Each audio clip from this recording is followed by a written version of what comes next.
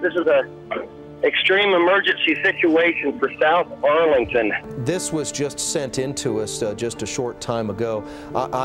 This is I-20 in Tarrant County, in Arlington, specifically. Little Road. Our firefighters and our police have done a wonderful job today.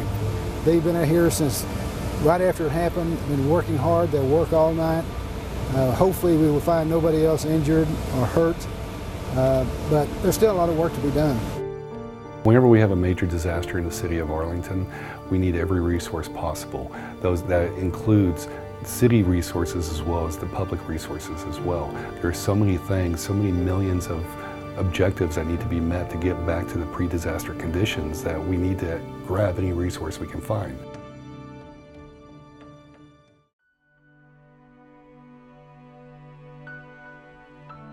So many of our faith-based groups wanted to respond. That's kind of what they do, is help their fellow man.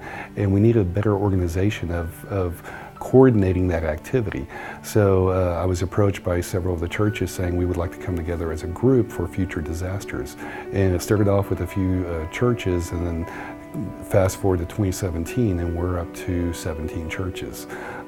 It's been a valuable resource for us over the years. One of the things that happened back in 2012, which was why we even started, was because the local churches wanted to get into those areas after the tornado struck, and they were like, no, you can't come in, you don't understand, I'm the pastor of such and such church, and they're like, you don't understand, you're not crossing these lines. And now we have that ability that should that arise, we have the volunteers that can go in and immediately take the food into those areas or meet whatever needs are in that area. When you do have a major disaster, you have lots of volunteers, people who want to give back and help their other fellow citizens. The Arlington Christian Disaster Network has been designated as our volunteer resource. So what they will have them register, they'll coordinate their activities, and that way we don't have a whole bunch of volunteers going out into the community to try and help.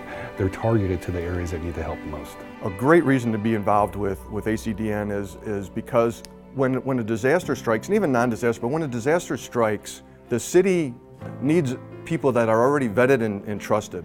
And so by having the network already in place, emergency management can just, fire chief, whoever, can just reach back and say, hey, we need this resource.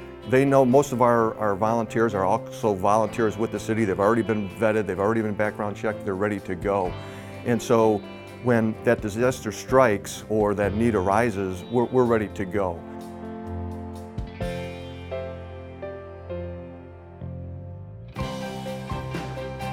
We talk a lot in FEMA about community resilience, and that's really, you're going to be only as strong as your community is.